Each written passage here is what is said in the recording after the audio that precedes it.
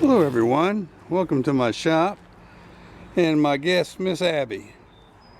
We're dog sitting for my daughter and son-in-law as they take my grandsons to Disney World.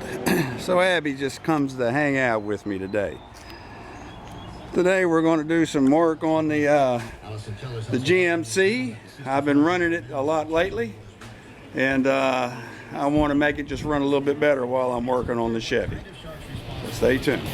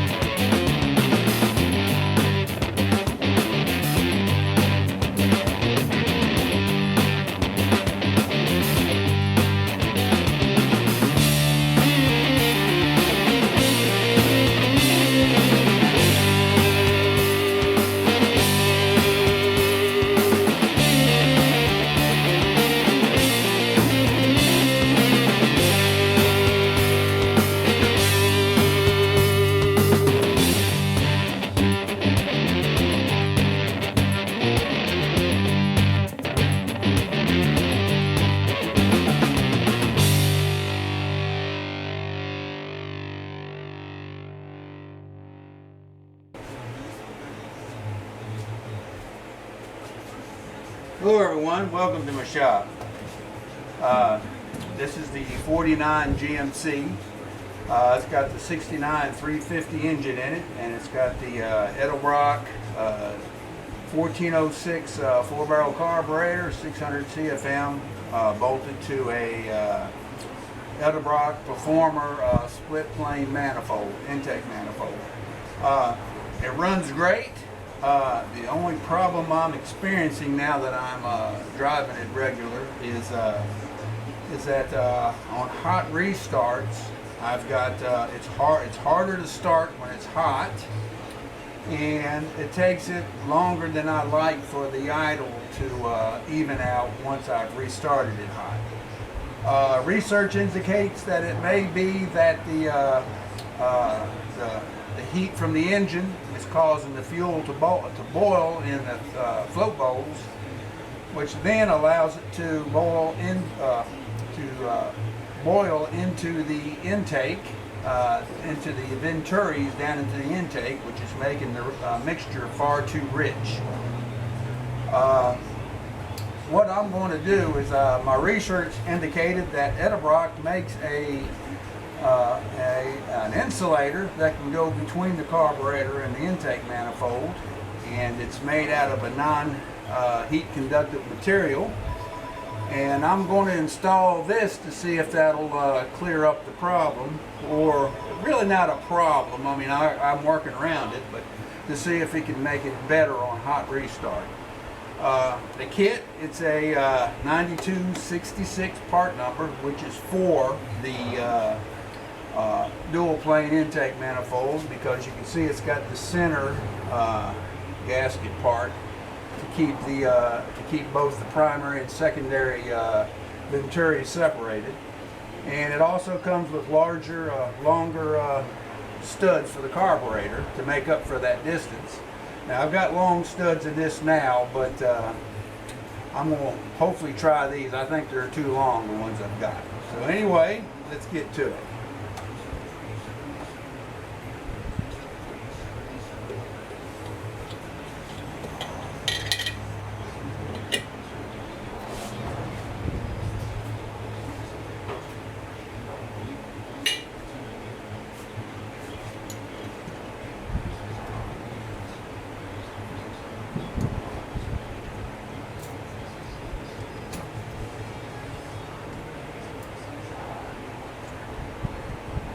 I've got a cotter key here on the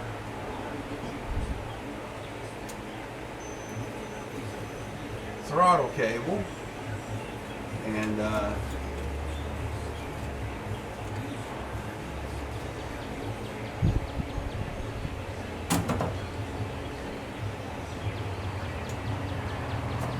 it's a little difficult.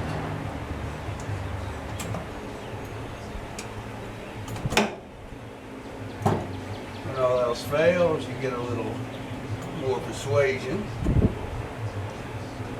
Normally these car keys just come right out. I don't know why he's being such a... There we go. That's the throttle cable. Now I've got another spring here on the kickdown cable going down to the turbohydromatic 350 transmission. There, that's disconnected. There's my this vacuum line here goes back to the transmission, and we've got a PVC here connection, and then we've got the distributor vacuum, and over on the other side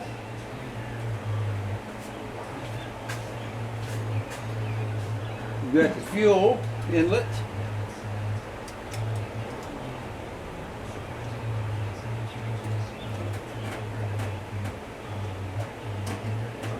That out of the way, and then we've got the power lead to the electric choke. Alright, that's all the external connections to the carburetor. Let's see if we can get that bent down out of the way. Now we just have the 4 bolts.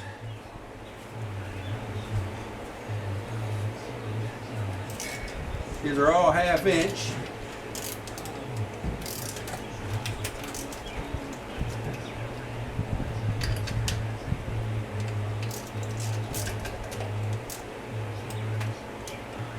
See how long these studs are?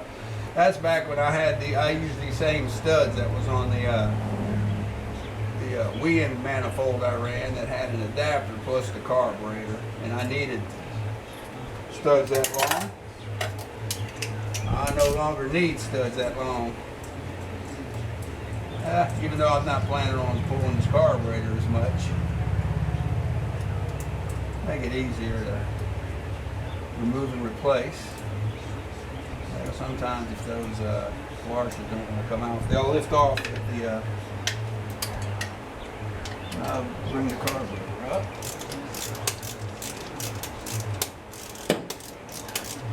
Now this one's got a little spring tension on it from the throttle adapter that holds the throttle cables and the kickdown cable, so I had to use a little bit more ratchet on it. Now, no gaskets came with that adapter, but it's a soft type material, so I'm going to assume that it doesn't need gaskets or doesn't utilize gaskets. That's not going to come. I'll come off with the carburetor also.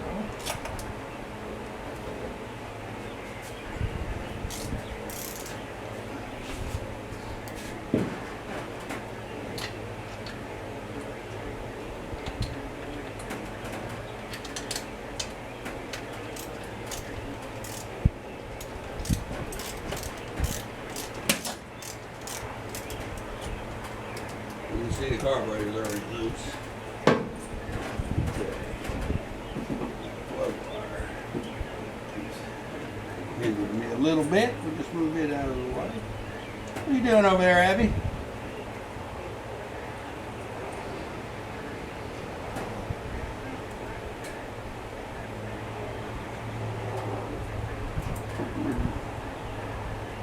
Dog sitting our my daughter and son-in-law's basset hound, and she likes to hang with me out here in the shop, more so than my own dogs. Isn't that something? Okay. All right, so we got a plate here. Where to make clearance? Okay. All right, there we go. Now, here's the original the gasket I put on there. I didn't. Let's see. It shouldn't leave any residue. I am going to replace it with studs. I can reuse that gasket if I so desire.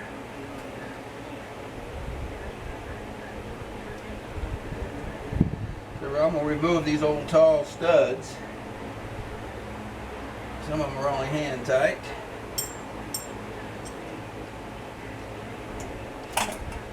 Take much just to break them a little loose. There's a actually it's two different size threads in the carburetor intake to manifold stud. A coarse thread and a fine thread. The coarse thread goes into the manifold. The fine thread's for the bolt, the nut for the carburetor. And they don't have to be overly tightened. I like to tighten them just a hair. Give them a little cinch to so that way if you are taking the carburetor on and off, you can the stud won't come out with the nut. Okay.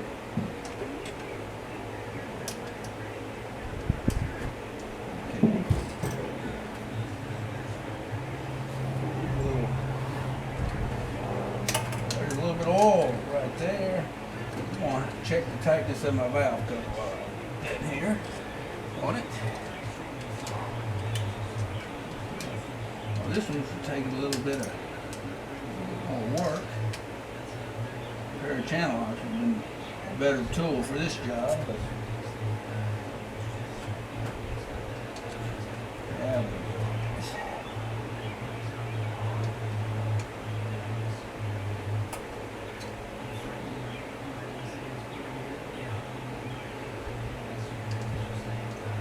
Yeah, matter of fact, that's supposed to be level in that.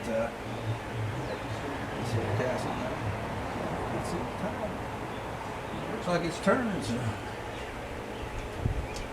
I like everything to have a good military appearance, you know, in line. Well, you're just not going to thread out, man. Two of them.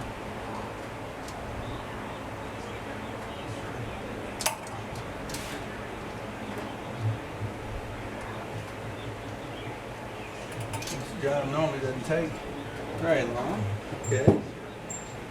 Now in the package, there's the new studs, which are shorter than the ones I've got. So I'm gonna put them in.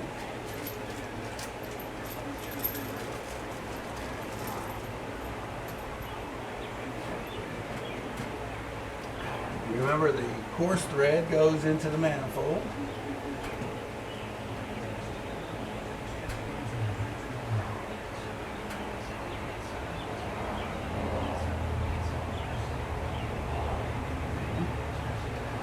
Making sure that surface is good and clean from when I cleaned it up. I installed that manifold last fall, I guess. I had a vacuum leak on the when I got the engine. I bought it used, of course, and when I bought it, it came with a Weiand single plane manifold, and it had a vacuum leak back here at the runners at 5 and 7. No, that'd be 6 and 8. I work on Fords too, so the numbering's a little different. But anyway, all right. So what I'm gonna do is just put a little cinch on them bolts, just a little.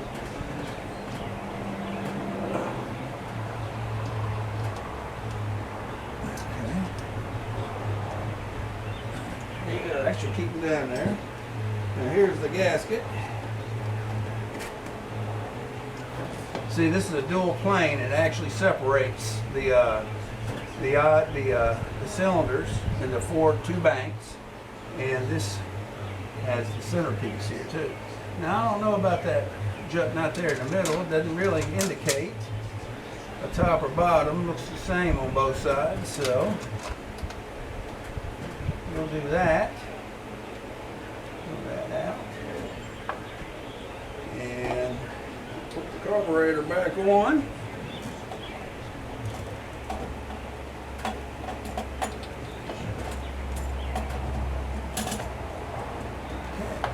Now it raises it just a hair, but that's not going to interfere with anything I've done. And that's okay. Now I'm going to have to. Alright, that clearance is just about. But alright, to get this washer on. Let me see. Good. Alright. I had to slightly lift the carburetor to get that washer off.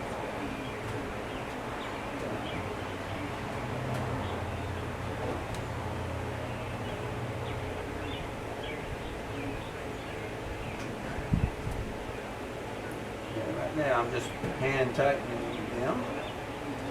don't want to go in this order that I'm going to do your final tightening up. You want to do a crisscross pattern.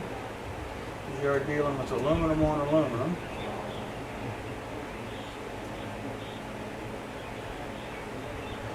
I don't have a half a mile of stud hanging above either. You can see it's of course these are determined by Edelbrock to be the correct size. Now let's get the ratchet.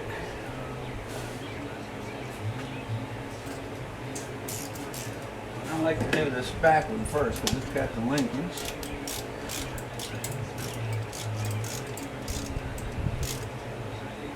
Now, I don't go gorilla tight yet.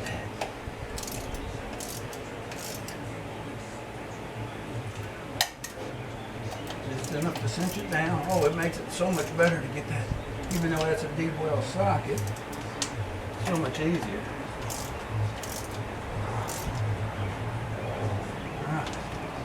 Now we're going to torque it down.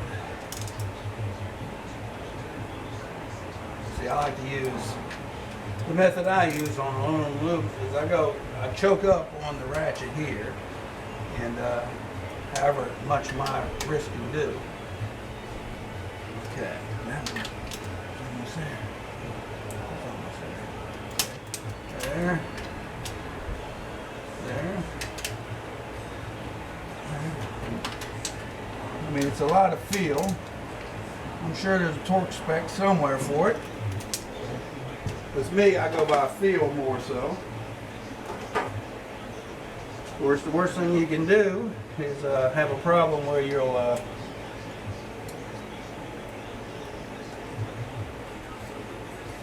make sure you're still where you're supposed to be. There they are. Okay. We'll get a new cotter pin for that before I put the screw on. Alright, let's get our vacuum lines reconnected. Alright, again, this is constant vacuum, so this goes back to the transmission, this constant vacuum source. This is the vacuum for my PCV valve, and this is the vacuum for the distributor. That's ported vacuum. In other words, you shouldn't have vacuum on that ported vacuum port at idle.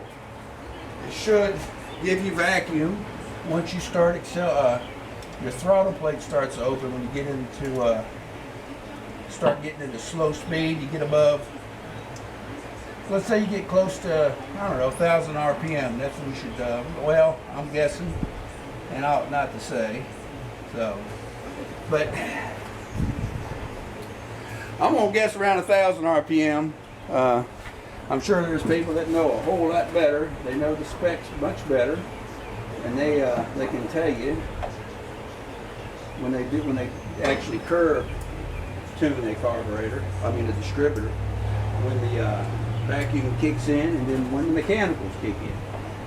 Okay, and don't forget the electric choke wire. There we go. Alright, see my choke is already closed because I've messed with it. Now I need to get me a new cotter pin. I don't want to reuse that old one. So I put it right here. I'm going to take it over there and make sure I match it for the correct size.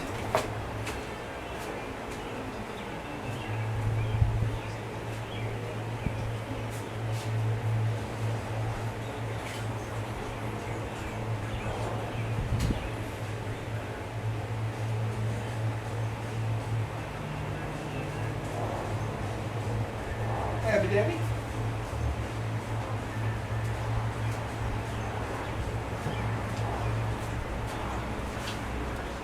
And that's going to hold the throttle cable in. And you're going to move around to things.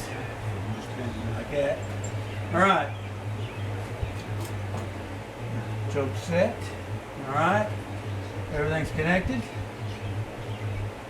Alright. Oh. Not everything. We've got to get our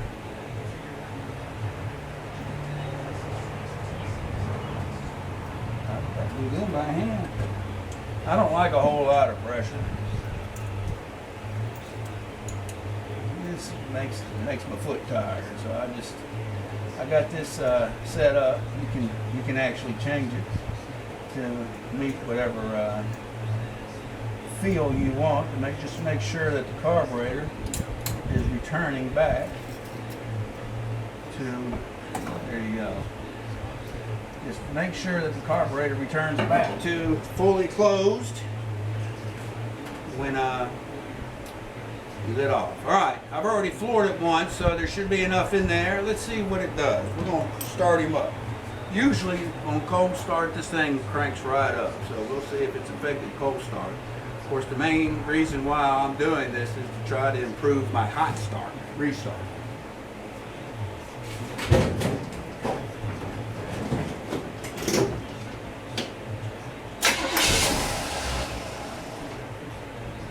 I'll give it another pump.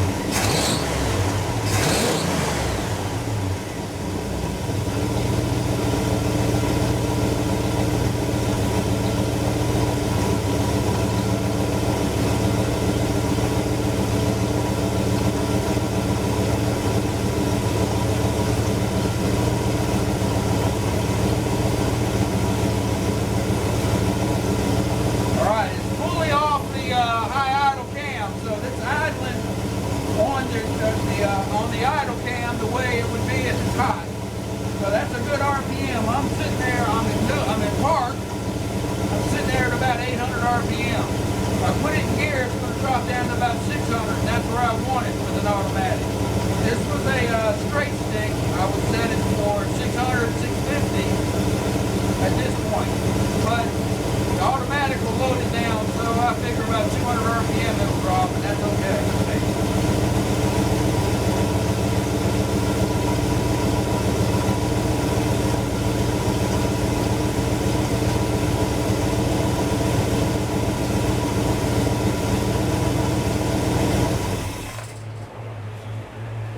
Alright, so what we've done is, it's a Edelbrock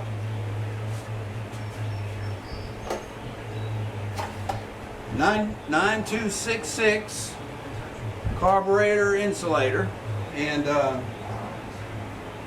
sole purpose of installing that directly on the manifold is to try to insulate the heat from the carburetor on shutdown. You know, when you shut these engines down, and no fans are running, of course, they'll get a little hotter just sitting there before they start to cool.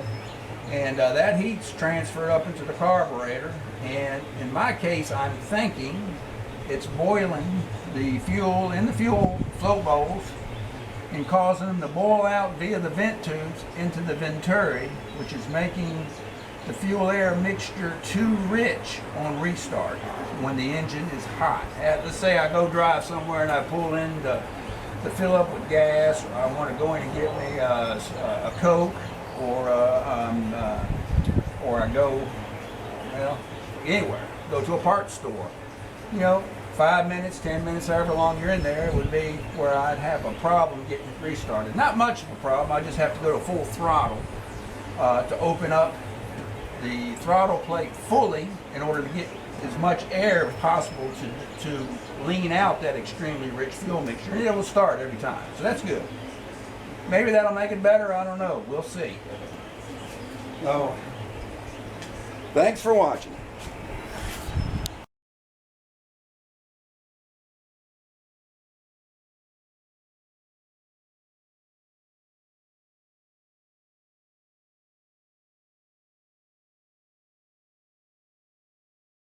What you doing, my girl?